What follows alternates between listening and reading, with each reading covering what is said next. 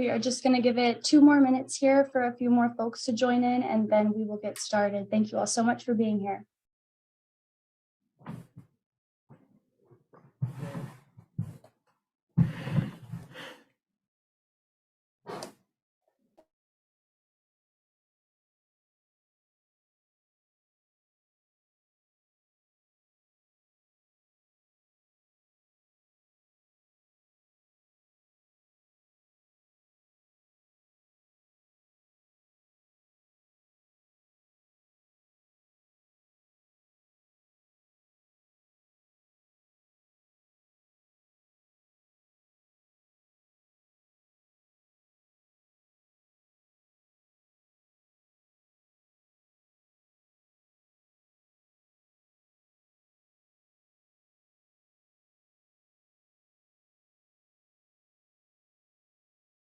Alrighty, it looks like the admittees started to trickle down, so I think we are safe to get started.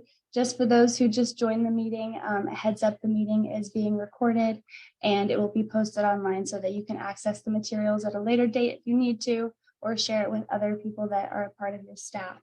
But welcome to today's virtual kickoff of StewMAP in the Thomas Jefferson Planning District. I am really excited to announce the initiation of this project and really hope that this meeting serves to get you excited about this new community engagement initiative in the greater Charlottesville area. And just to clarify the geographic scope of this project, it includes all of the jurisdictions that make up the Thomas Jefferson Planning District, which includes the city of Charlottesville and then the counties of Albemarle, Fluvanna, Greene, Louisa, and Nelson. And the Stewardship Mapping and Assessment Project, or as I like to call it, StewMAP TJPDC, is an initiative based off of highly successful USDA Forest Service research program that works to connect many groups and community organizations that serve as environmental stewards in a given landscape or region. And the main goal of this project is to help facilitate partnerships between the region's stewardship groups and organizations based on their stewardship focus, as well as the sites that they work on. This effort, which we will introduce in more details shortly with a few different speakers, so it's not just me talking at you, is an opportunity for you, the larger community, to partner with the USDA Forest Service Northern Research Station and the Thomas Jefferson Planning District to develop a publicly accessible database, partnership mapping tool, and to serve as the latest component of a larger StewMAP network that's really across the globe now.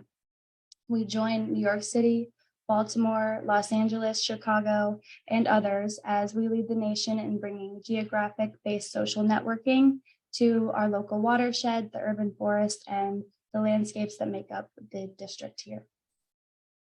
So moving forward, just a brief tech overview. Feel free to have your cameras on during this portion of the meeting, but right now we're going to keep everyone muted until about the last 10 to 15 minutes, where you'll have the option to provide any feedback on the project after you have a little bit more background information and ask any questions that you may have related to the project. As we go, feel free to pop in any questions you may have into the chat, and we'll make sure to address those by the end of the meeting. Just to overview the agenda briefly, we're already into the welcome and introduction. You're going to hear from a few more people on the project team, as well as Michelle Johnson, who has joined us from the U.S. Forest Service to share more about the StewMAP project and framework and ways it's been implemented in other areas and what you can learn from being a part of this project. And then we're going to go over an overview of the survey that organizations will be taking and move into discussion related to the survey. So you'll see sort of the sections of the survey, the types of questions that are a part of each section, and then hopefully any questions you can have can be shared after that. Okay, and then just sort of setting context before we get into more presentations here, why the TJPDC is interested in taking this on. And so broadly, the TJPDC is a district that spans beyond our urban boundaries. So we're going to have the rural localities that are also intertwined with this project, which is different than many of other StewMAP projects, although some now have really taken on a large geographic context. But then also it aligns with the larger goals of the Thomas Jefferson Planning District Commission, to learn from our partnerships with our counties and our partners in nonprofit organizations, neighborhood organizations. But the TJPDC really works to support its localities and the public through planning, technical assistance, data gathering, grant administration services. And two of our programs at the TJPDC really aligned with the goals and intentions of StewMAP, and those being the Rivanna River Basin Commission, which values are listed here on the screen, but really they work to foster resource stewardship for the environmental and economic health of the Rivanna Basin. And they're hosting this meeting today, supplying a forum for communication, coordination, and education around solutions to the watershed and the larger environment here in the river basin. And then additionally, the larger program is the Watershed Implementation Plan, which is a larger collaborative effort to support green infrastructure solutions and reduce water pollution in the local region here and then the larger Chesapeake Bay. So we have Jake Klein here, who is the statewide watershed outreach coordinator for the DEQ, part of the Watershed Implementation Plan, who I'm hoping can hop on here to share just for a moment about how the StewMAP project connects to the larger initiative with the Chesapeake Bay. Thanks, Jake. Sure, again, thank you. I am really excited to see TJPDC undertake this StewMAPing effort, because one of our goals at DEQ is to see a greater, I'll say, facilitation of partners within each of the Planning District Commission regions. And so we here at DEQ partner with the Chesapeake Bay PDCs, of which there are 15. And more frequently as of late, we have been pushing them to really try and find and identify those project partners within their area that would be helpful to partner with, especially as it relates to best management practice implementation, or BMPs. Really, we are really encouraging greater BMP implementation across the Bay watershed, and we see greater partner facilitation as a really big foundational driver of how to get BMPs in the ground. And so for this StewMAP effort, which of course brings together these partners and identifies not only within the region where they're located, but also what sort of goals and efforts they are undertaking, I think is a really great identifier tool to help recognize, okay, well, maybe we can do BMPs over in this area, or, this area seems to be a really great place for, these specific BMP types. So we see it as a way that, you're bringing a lot of different voices to the table in a way that will help to increase the facilitation of BMP implementation. Right. And so, of course, you see it on the screen here that brings in not only the partners piece and the regional scope, but environmental justice as well. And I would really emphasize reaching out to the DEQ Environmental Justice Coordinator for your region. And that information can be found on DEQ's website. But just overall, thanks for including me on this call. I'm excited to learn more about this effort and how it relates to TJPDC's goals. And I stand to help offer any sort of clarification, help answer any questions that you all may have. So thank you. Thanks for that perspective, Jake, and for your help with the program. But like you mentioned, this does help support green infrastructure, and we're taking that kind of lens and asking, I think it's 1 to 2 questions that are kind of catered to that. But this also aligns with our larger goals to support environmental stewardship as it's defined by the U.S. Forest Service, which Michelle will share a little bit more detailed information about the definition that we're working here through this scope. And part of what the beauty of this project is as well is that by understanding the geographic turf of the different environmental stewards that work in the region and mapping that, you begin to be able to see where there's gaps. So maybe there's not monitoring of water quality in this one area, or there's not education about infrastructure that can be implemented in a certain area. So you can begin to build partnership and bridge gaps in portions of the community that maybe are less served. Moving on, our research team here, I'm going to pass it over to Ruth Emmerich to share a little bit about her position in the project. Hi, my name is Ruth Emmerich. I am the Chief Operating Officer for the TJPDC. My background, though, is in GIS and mapping. For this project, I will be helping oversee the survey and the responses as they come in. I'll be ensuring that technical aspects of the survey are working properly. If you have problems with it, please reach out to me directly. I'll help with the data cleaning before the data gets mapped, and I'll help with the final mapping dashboard and visualizations throughout the process. So I'm going to be more on the technology side of things. Thank you, Ruth, for all your help on this project and for being my go-to throughout the process with her data management and GIS expertise. And just a little bit more about me, although I've been talking at you, I've been a part of this community all my life.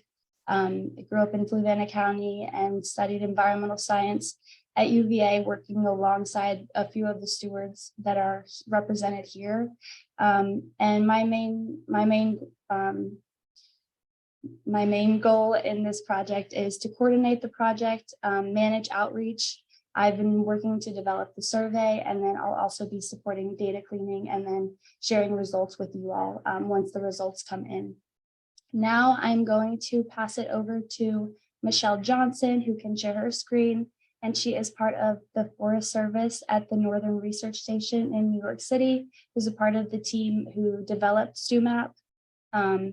And she'll share more about how the project defines stewardship, the overall process, and take a look at how the project is visualized and implemented in other areas. Thanks, Michelle.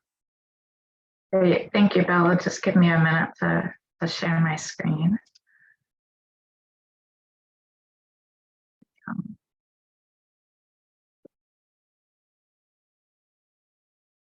All right, can everyone see my screen? Yes, it looks great. Okay, great. Thanks everyone. Today I'm just going to give you a hopefully brief overview of StewMAP and kind of our work to date. And we're really excited to have this new example happening in Virginia in the Charlottesville area, and looking forward to working with Bella, Ruth, and others. So the kind of the impetus for StewMAP in the first place was the Forest Service does a lot of monitoring of the resource of the forest, of trees and the like. And we have for example, a forest inventory and analysis program. And we're also interested in understanding the social aspects, who is taking care of these places, but do it in a way that we can replicate and examine change over time of the social aspects of the system in addition to the more biophysical aspects of things. And so that was the impetus starting back in 2007 in New York City. And we, as a group here in New York City, I'm part of the New York City Urban Field Station, along with my colleagues Lindsay and Erica that were listed on the previous slide. We define stewardship kind of as a set of actions, and this is really kind of a programmatic sort of definition. There's many other ways to think about the role of care, and maybe more emotional aspects as well, but we're really focused in on what are people doing at a group level. And so we think about things like management, conservation, monitoring, transforming systems like waste systems or energy systems, advocacy, and education. And those are the type of different stewardship actions or categories we are interested in understanding how groups are working to take care of place. And so by collecting data through the StewMAP survey, you can start learning some answers to questions like these: who's participating in taking care of place? How are they participating? What kind of actions are they doing? Where is it that they're working, across space, the turfs that Bella mentioned? What's their effect on both the environment and communities? We have a few questions on the survey that relate to outcomes. And so starting digging into, what's the effect on social systems, on trust, on community participation, as well as habitat quality and air and water quality.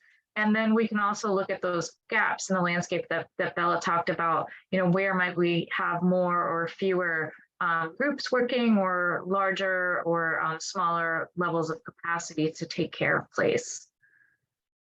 And so our approach is we've talked about a survey so far that results in a database that's both a map and social networks. We often follow it up with interviews. That's just sort of an optional thing to take a deeper dive, to understand more of the maybe origin stories of groups, or how change has occurred over time. And what the survey and the interviews do is looking at, how are groups working, where are they working, and who they're working with, and then why are they engaged in this activity. We ask questions like, what's the mission of your group? We're in more than 15 locations. Bella mentioned a few of those, and I'm excited to have the Thomas Jefferson district be the next, so we can say more than 16 now. These are examples of the questions on the survey that I know Bella and others are going to walk you through after this presentation, but basically 3 types of questions: organizational data, geographic data, and network data. So some basic information about the group, then asking for definitions and drawing boundaries. Where do you work? And then asking, who do you work with? And from that, you're able to draw a network map.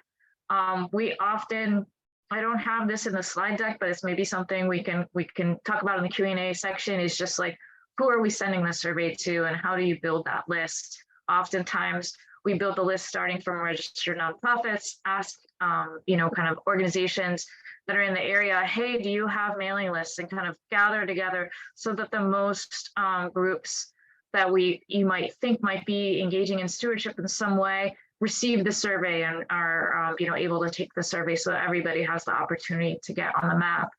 The results of the map, if a group says yes to a question, yes, I want to be on the public map, they're included on any of the data visualizations I'll show you. If they say no, then that stays just with the small team that's collecting the data, and that can be used for kind of like summaries, things that don't identify the group. So they could say, there's 100 groups out here that took the survey, but you might not name that this particular group, specific details about where they work or who they work with, things like that. I'm going to talk now, sort of jumping to the results. We talked about some of the gaps and overlaps by looking at where groups are working, where they're not working. You can also look at individual group organizational capacity. Here's an example on the left of the Regional Plan Association, which is kind of similar to the Thomas Jefferson Planning District for the larger New York City metro area. They work in the whole metro region, and their primary focus is advocacy and focusing on community improvement and capacity building through planning. And so you can kind of get information specifically about that group, and then put that data in conversation with the other groups. Where in space are they working?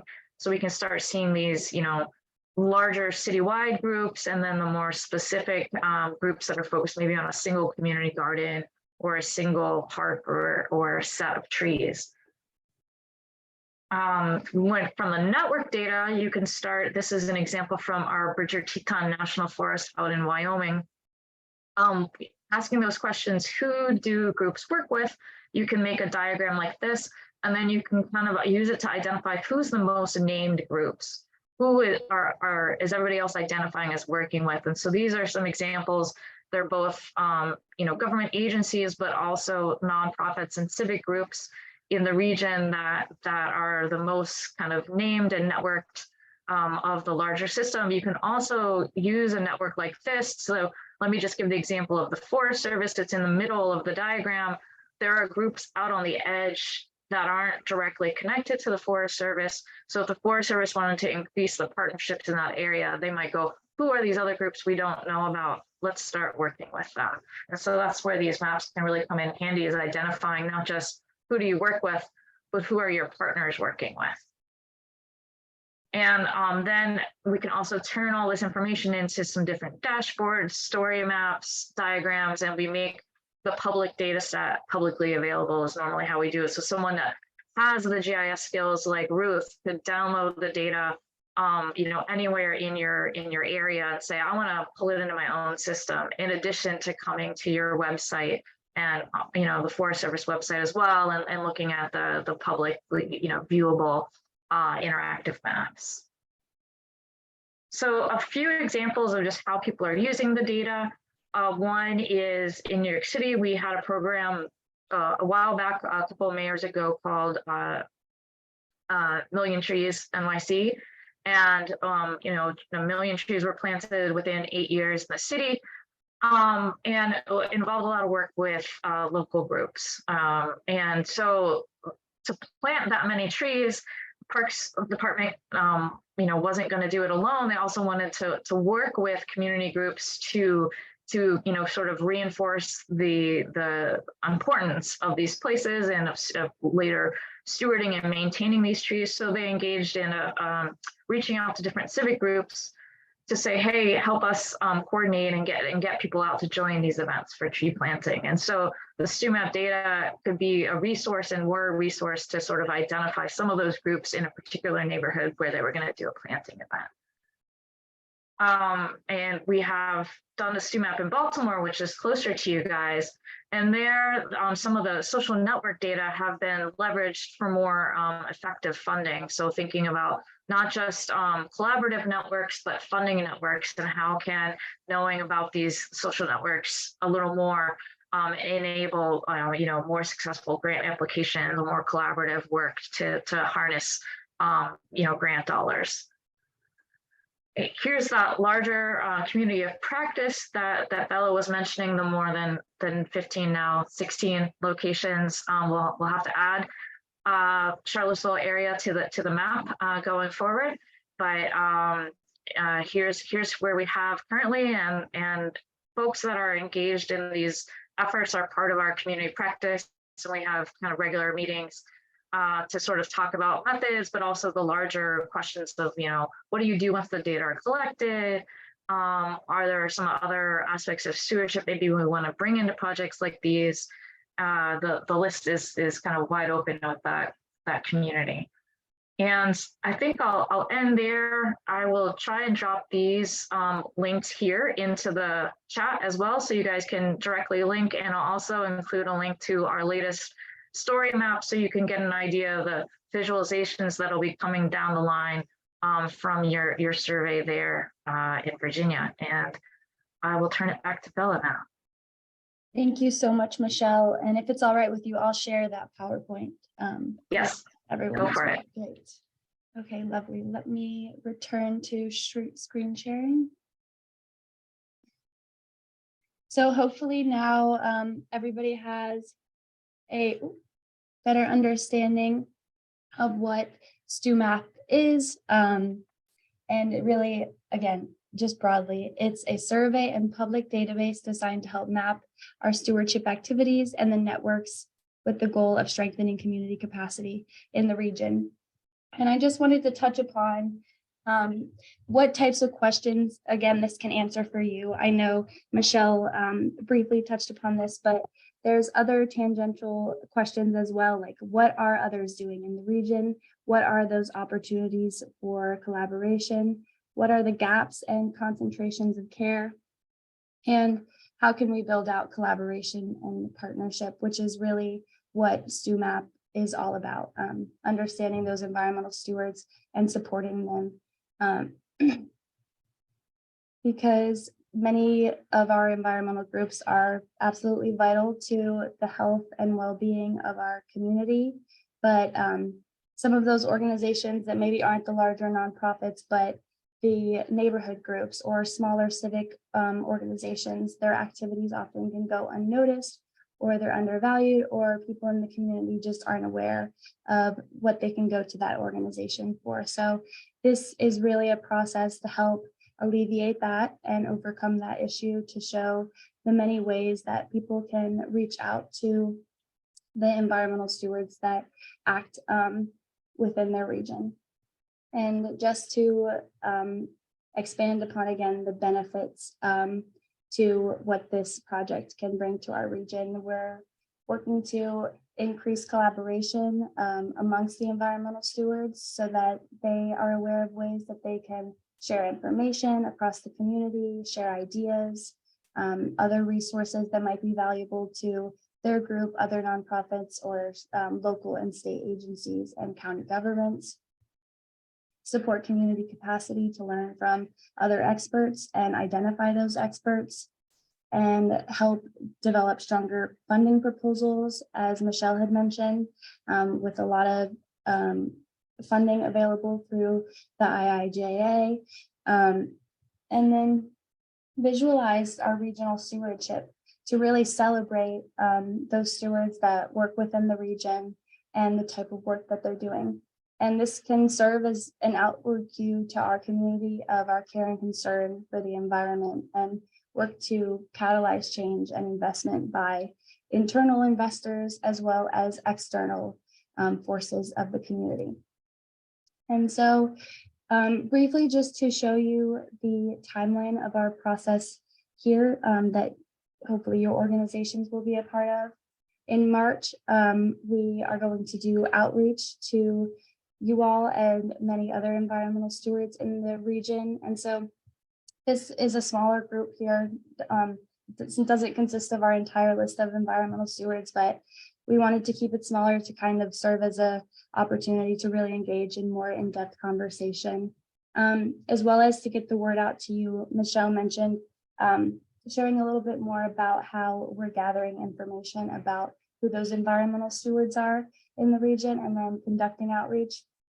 And so we began the process in looking at who are those nonprofit groups that are listed online in the region, looking at our existing partnership network, reaching out to partners to share information about their partners and who they work with, and then also looking to social media, because the algorithms now really help to kind of connect who's working with who and build out that list. But I just want to mention that March is when the survey will first be released, and it will be open for a few months. But I just wanted to emphasize that filling the survey out sooner rather than later really helps make this database be as representative as possible of the stewards in the region, because as you fill it out, you let us know about your network, and then we're able to reach out to your network to see if they're interested in being a part of the survey and public database, because we'd like every organization that's interested and within the scope to be represented on the map. And so from April to May and really June, when the survey will close, we'll be doing a few different kinds of outreach through email, phone calls. So please be responsive as the research team reaches out to you. And then after the survey closes, we will clean and analyze those responses. And just of note, I know that for larger organizations who may be, like, for example, a county government who has their parks and rec staff, erosion and sediment control, potentially environmental protection, discussing within your groups who may be the best person to represent your entire organization, or if breaking it down by department is what works best, because that's where the knowledge lies.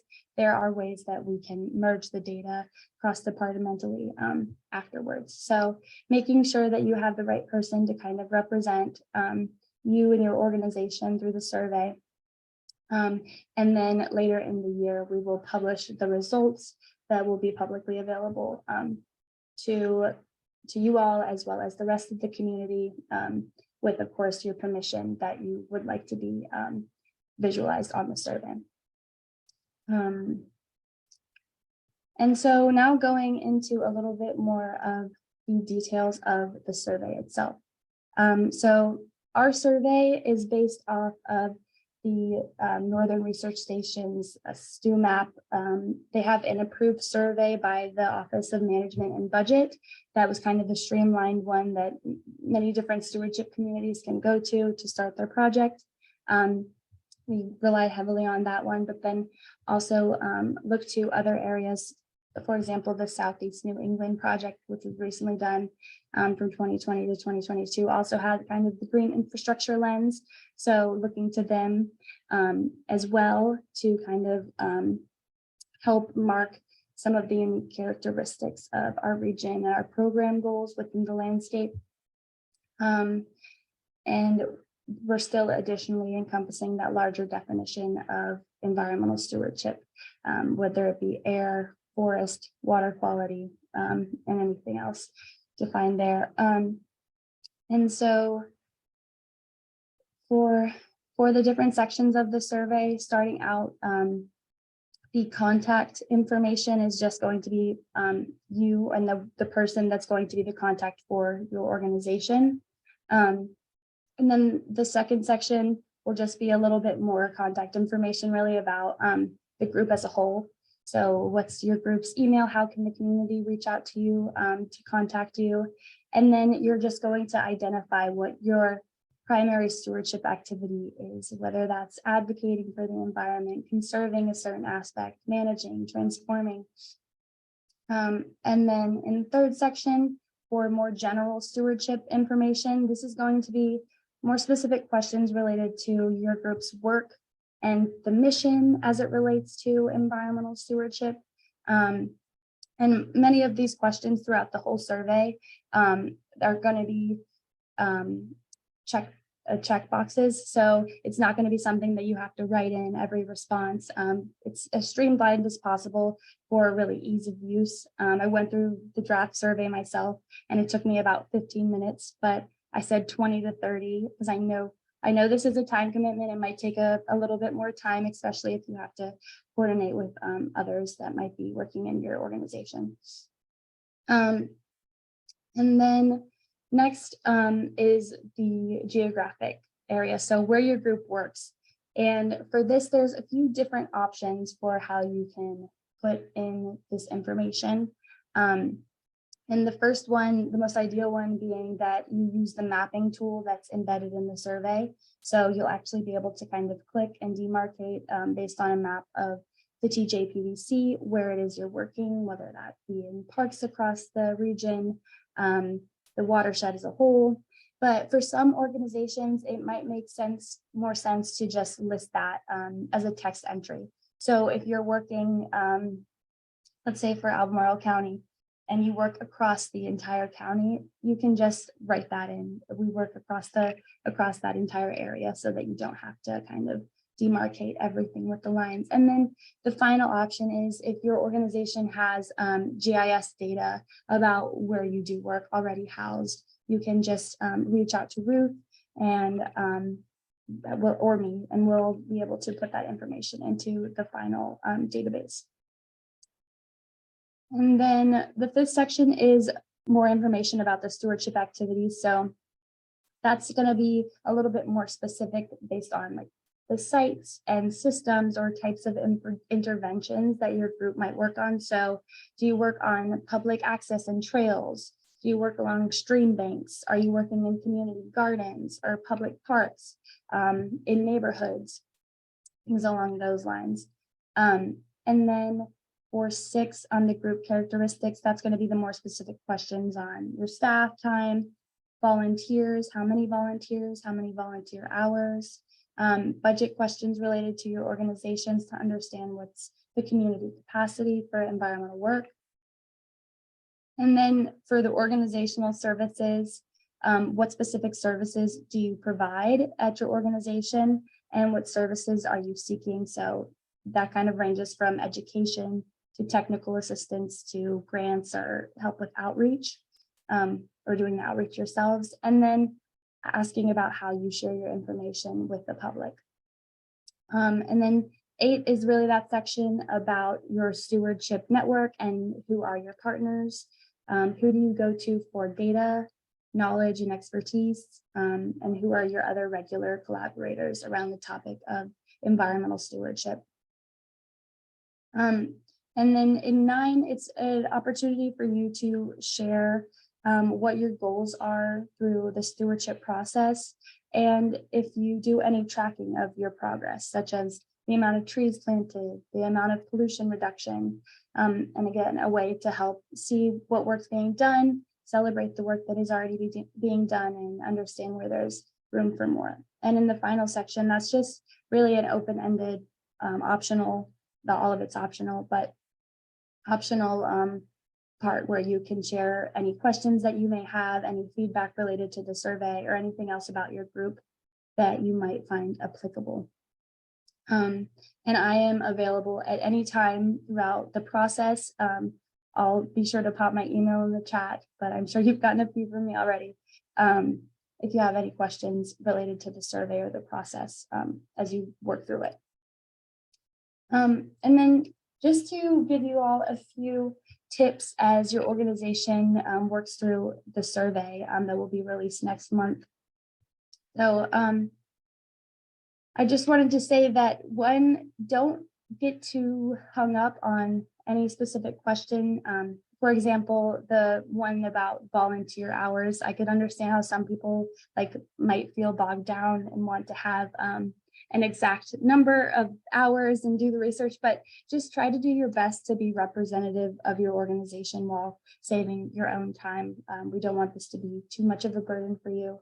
So if it's accessible, it's accessible. If it's not, just do your best to estimate for your organization. I will also recommend completing the survey in just one sitting based on other areas and what they found in doing this process. Because it's online and in ArcGIS, there's not really a good way for you to save your responses. So just filling it out in that one iteration and sending it in will be the best way to make sure that you don't lose any work and don't have to kind of double track.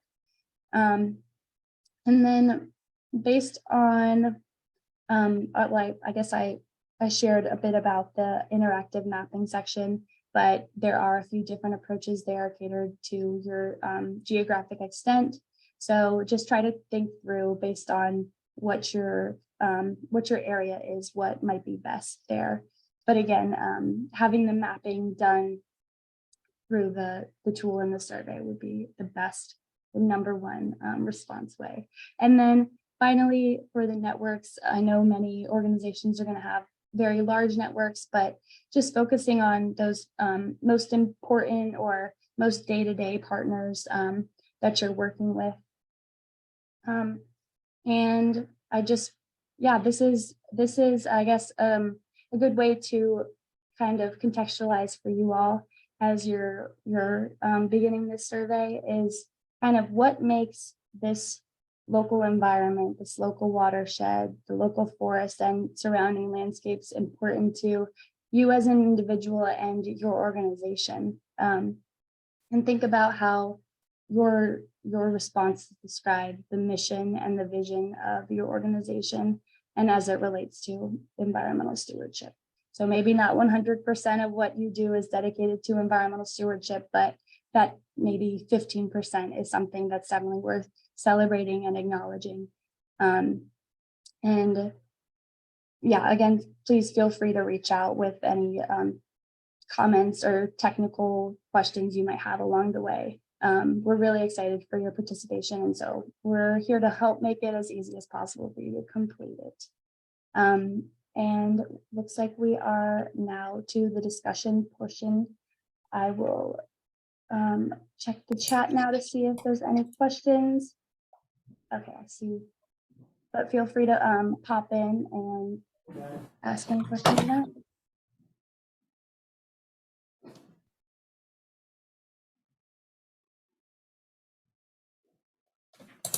So I see a question in the chat now about sharing the survey questions in advance. And absolutely, so the survey is going to be open for a few months, so that I think there will be time to kind of discuss internally it will be best, and it'll all be available online. I can also share the paper version as well. No problem at all.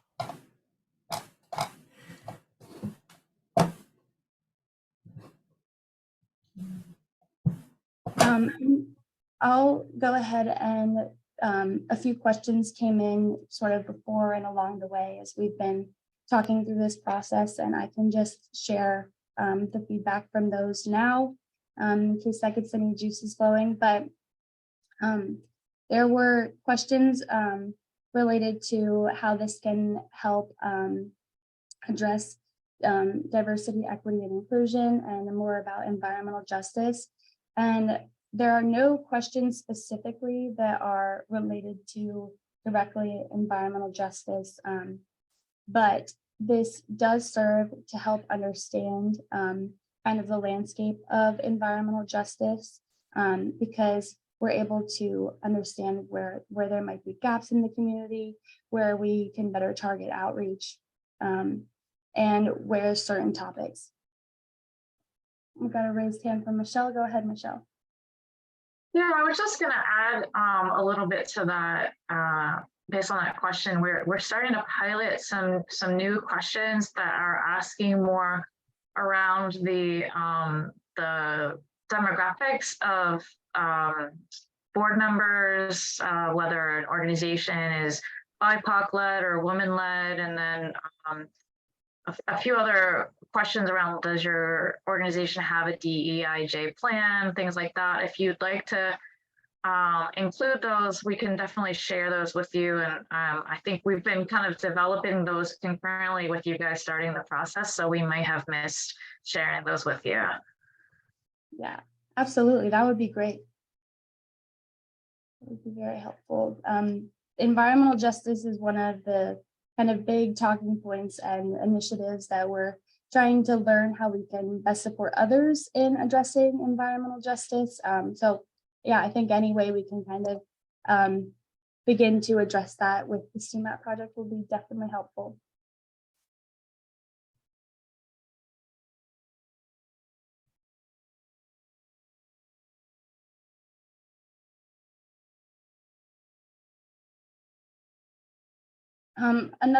Oh, Gabe, go ahead. Yeah, just to piggyback on that point, something that could be helpful in the context of what Bella and Michelle were just discussing is really thinking about outreach and making sure that organizations, maybe for whom environmental stewardship is not their kind of primary mission, but who may be serving the community in other ways and are doing some work that intersects with environmental stewardship, that those organizations are also answering the survey, or that there's outreach to invite them to answer the survey, because there could be, community-based organizations that are, serving BIPOC, sub-communities within our broader areas, and maybe they don't see themselves as like, first and foremost focused on environmental work, but they're doing environmental stewardship as part of, other kinds of activities associated with maybe what their primary mission is. And so kind of having those folks in the fold in the network may help to also just broaden the perspective that is included in the final map. Absolutely. That's definitely part of what StewMAP hopes to encompass. One question is like, what percentage of your work is related to environmental stewardship? So it's like 0 to 19% all the way to 100. And so we're definitely working to encompass that. But this might be a good opportunity here for ideas about which types of organizations might kind of span that reach. Like, for example, schools were one that came to mind. While there's a lot of other topics that they're addressing, environmental education is another aspect that, and sometimes even community projects as well.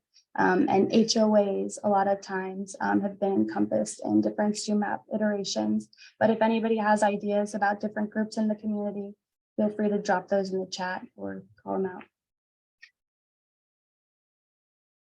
Or email me at a later date, because we're definitely looking to, again, build out this database to be as representative as possible. So if you have mailing lists, partners in mind with contact information, feel free to shoot me an email with that information, so that this can really serve the community as best as possible.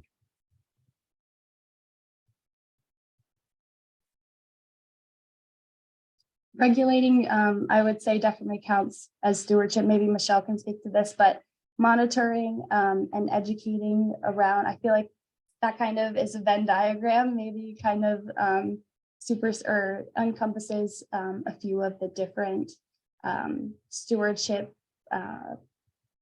activities that are defined through StewMAP. Yeah, we built the survey primarily for civic organizations, but we also have extended it so that businesses and government can take it as well.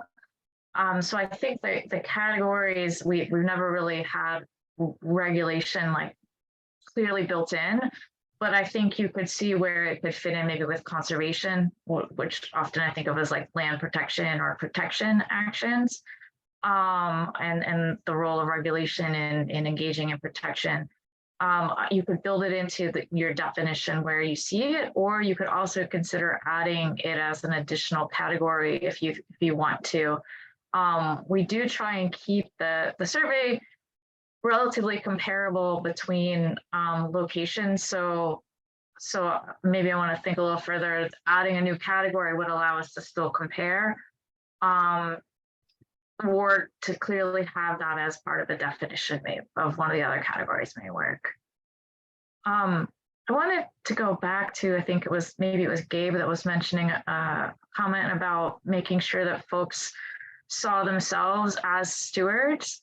And I think that that's something to really consider with the recruitment text that will like accompany the email, or if you have any other, however you're planning to send out the survey, we in New York City have used like get on the map, and then also are you a steward, and have like a lot of different examples, and that they're not, often like you were saying, Bella, right, groups might be in that 0 or 1 to 19% category. We want to capture those groups that maybe they're a youth group, but they also do a trash cleanup in front of their building once a year, or something. Those are stewards, and we want to make sure they're on the map. So having as broad and inclusive language as possible in the invitation to take the survey and in that first page of the survey, I think can really help people to kind of continue clicking through, and then ensuring that those kinds of groups are receiving the survey in the first place and know about it is the other way there.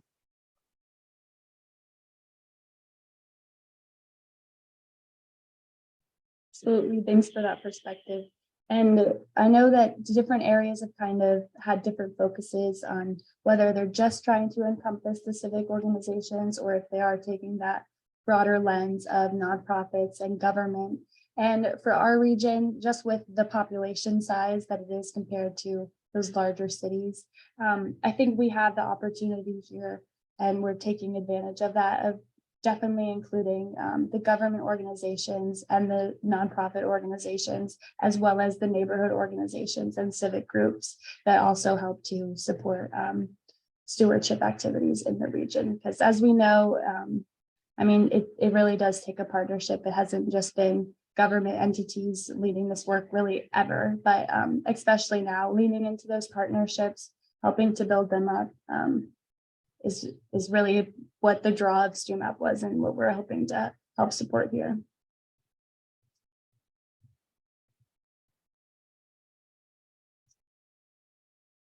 I think I will let us go early. I'm not seeing any raised hands or any questions, but feel free to give me a call or email me with any questions you may have, and I'll follow up with the presentation materials and the link to the website, so you can receive any updates that will come as we move through the process and move forward with StewMAP. Thank you all so much for sharing your time today at the meeting, learning more about StewMAP, and I'll be so bold as to say thank you for taking the survey in advance, and for all of the great stewardship work that you already do here in the region and greater community. Thank you all so much. Have a great day.